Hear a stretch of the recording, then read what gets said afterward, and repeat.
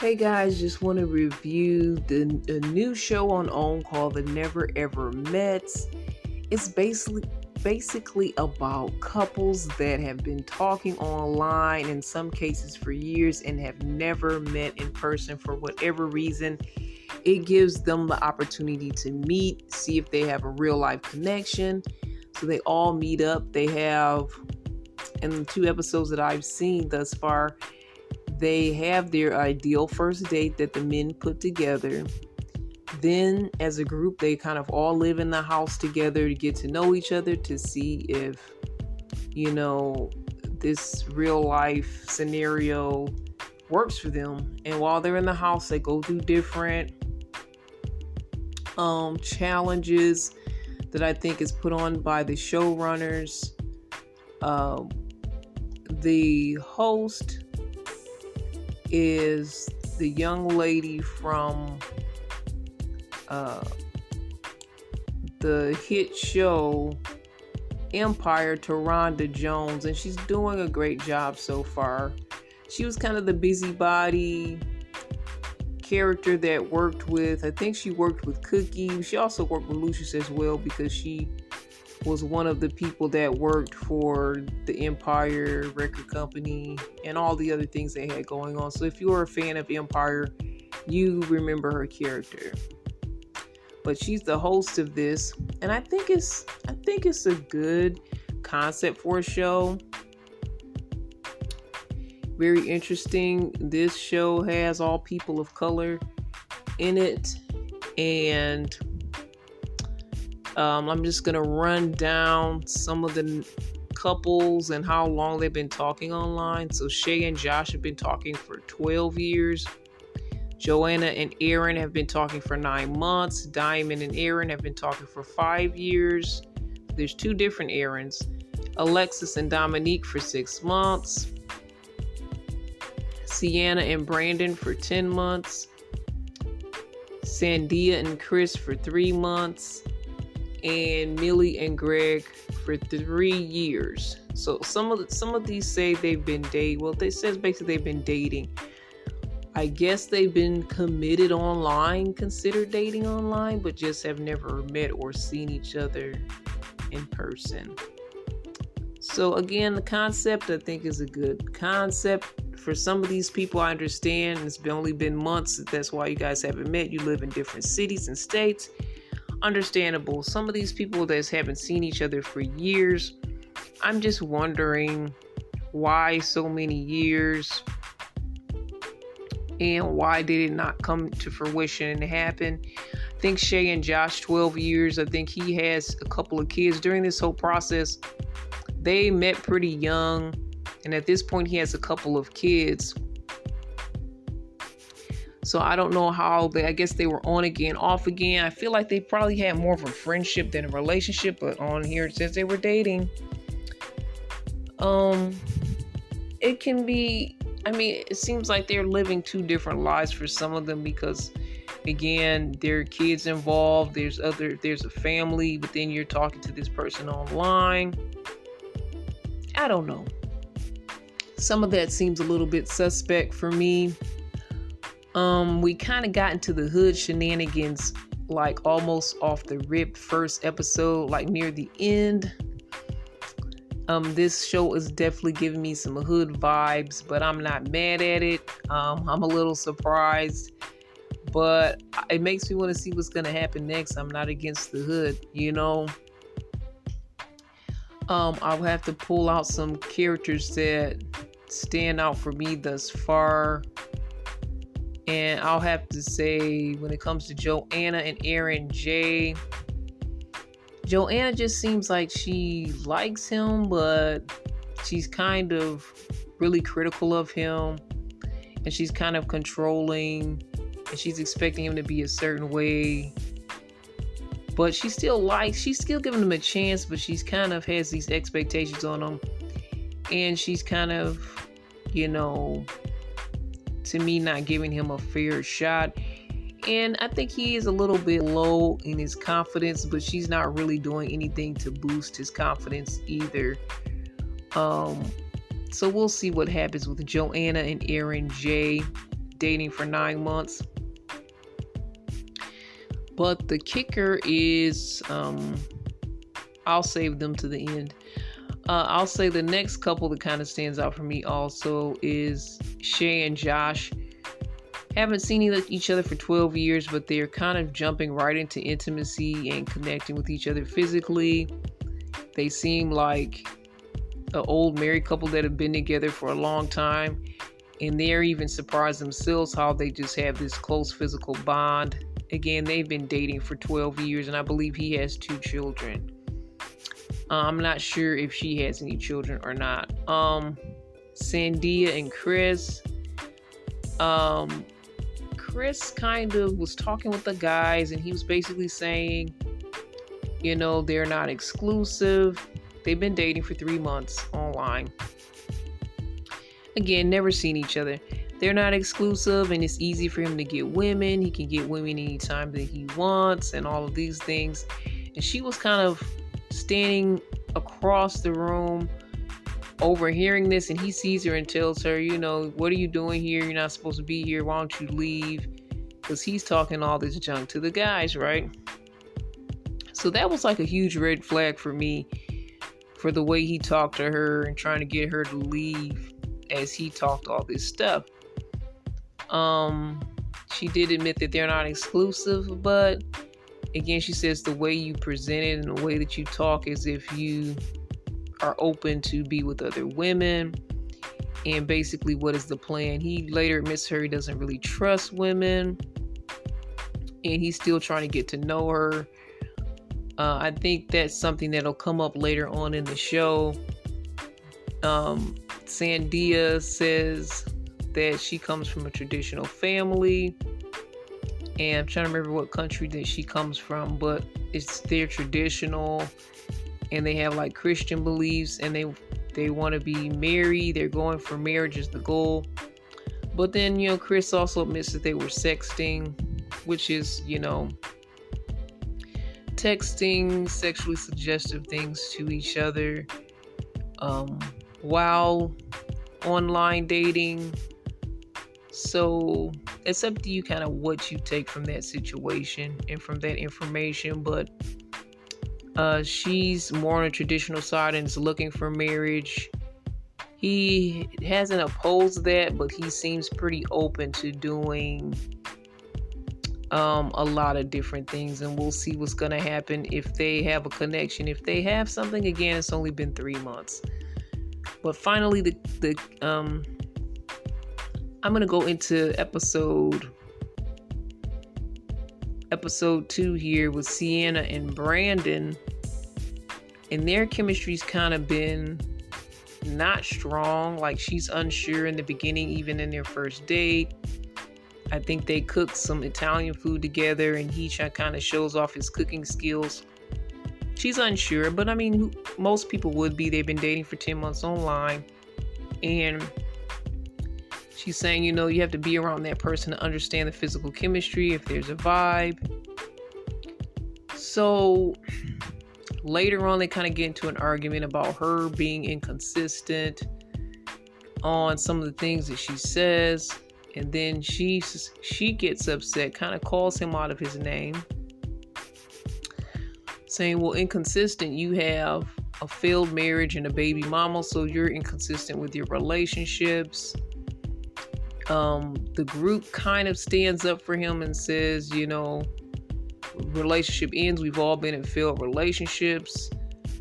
She's like, well, I take marriage, very seriously. And if you can't make your marriage work, then what are you, and are you consistent and all that? So they kind of fight for him. He was young when he got married, and and someone I think said an ending of a relationship could actually be a good thing and all of this. So we don't know what's going to go on with them, because they already kind of got into it, and I'm not sure if Sienna is giving Brandon a fair shot or not. But finally, the kicker, Alexis and Dominique. I'm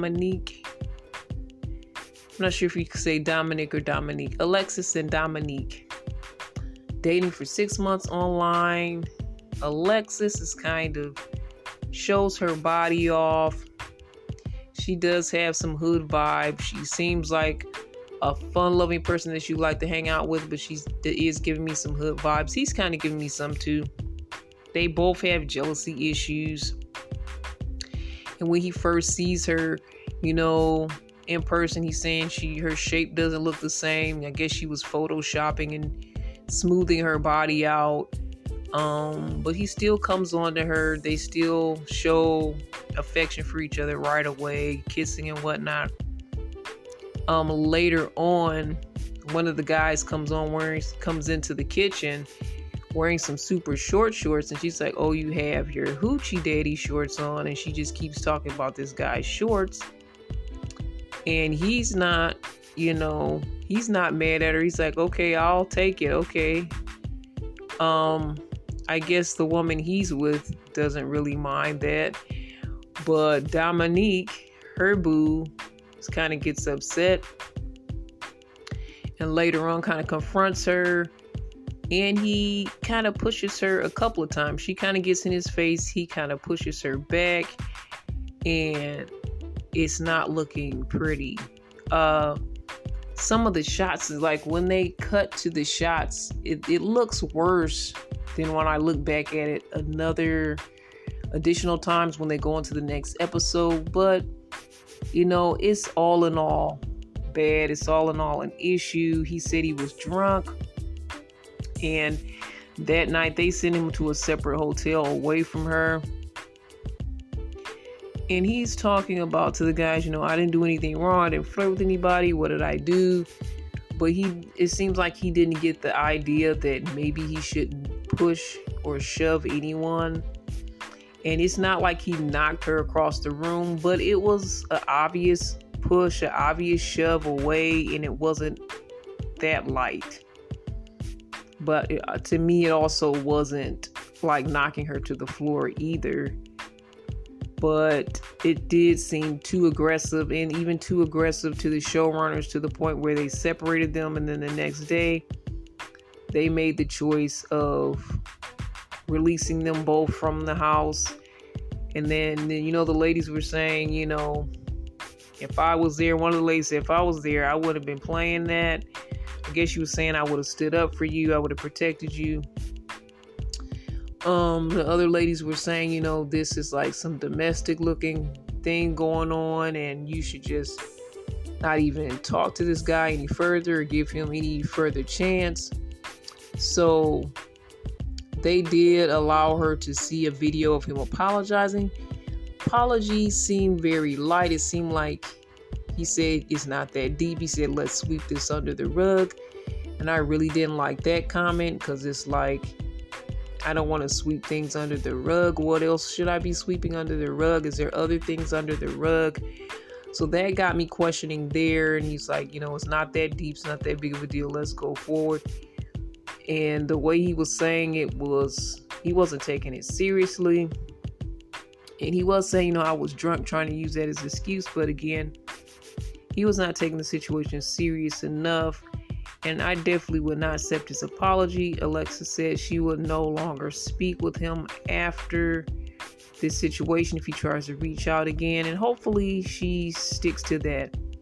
And some of the guys were bringing up, one of the guys said, I was domestically abused by a woman I was with. And sometimes when people try to come back with you, they sweet talk you and all of that. And you kind of forget that he was basically saying, don't forget this scenario. And, at this point, you can just let it go now and don't even take it any further. So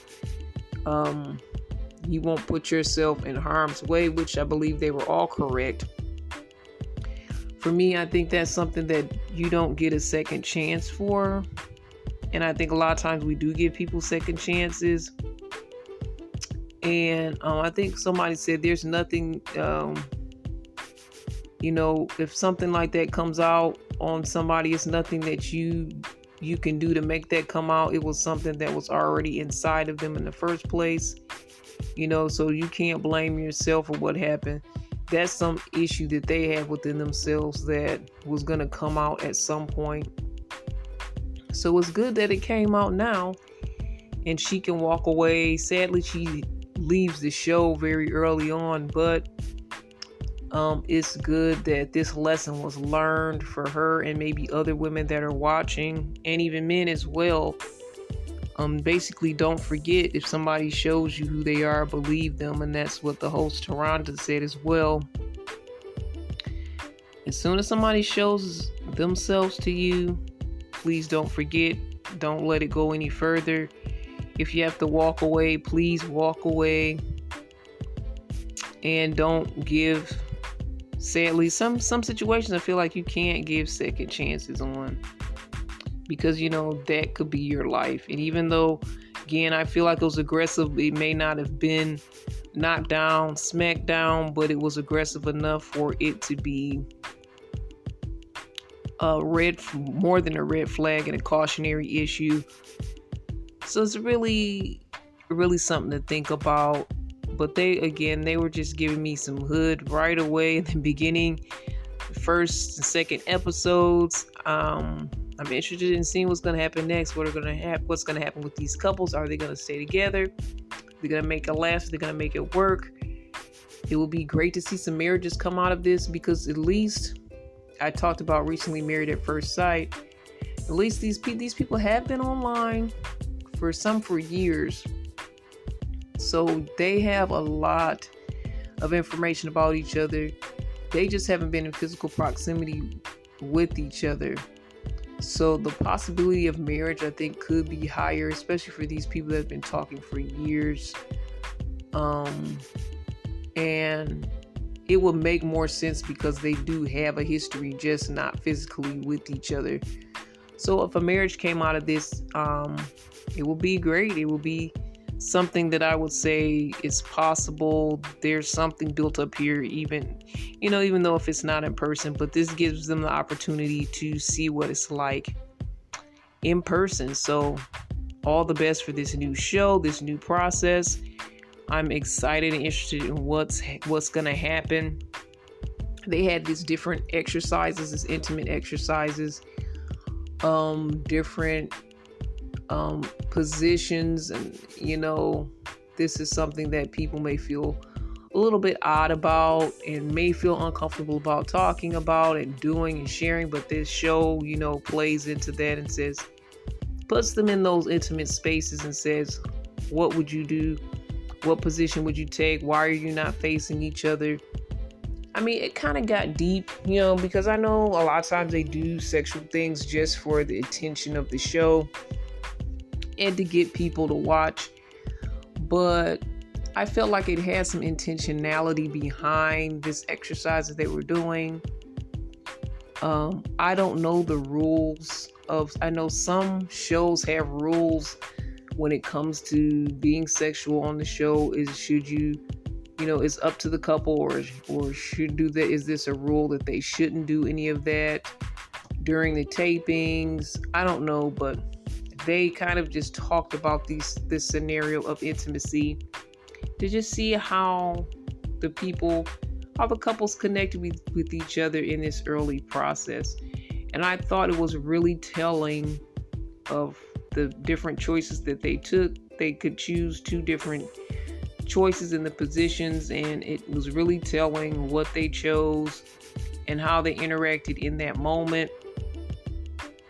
So the show was interesting. Gonna see what's gonna happen next. I do think it's important to be careful what goes into your eye gates and ear gates, and certain things may not be for all audiences, so you move with caution. Ask God to lead you. If you're a person that is into this type of programming, definitely do so. If you're a person that watches Housewives, or you're a person that reads romance novels, there's certain things that are within these things that can be something that can be a temptation for you. It can be something that you may meditate on that's not good for you. So it's definitely, you have to be cautionary with all of these different forms of entertainment, especially programs that you see on cable, but even just the traditional programs that you see on regular TV. A lot of it's more open now. A lot of it can be more explicit. So let God lead you. And when I come on here, I always like to really point out more of the lessons learned, and I don't want to exploit the situation or exploit it for sexual reasons.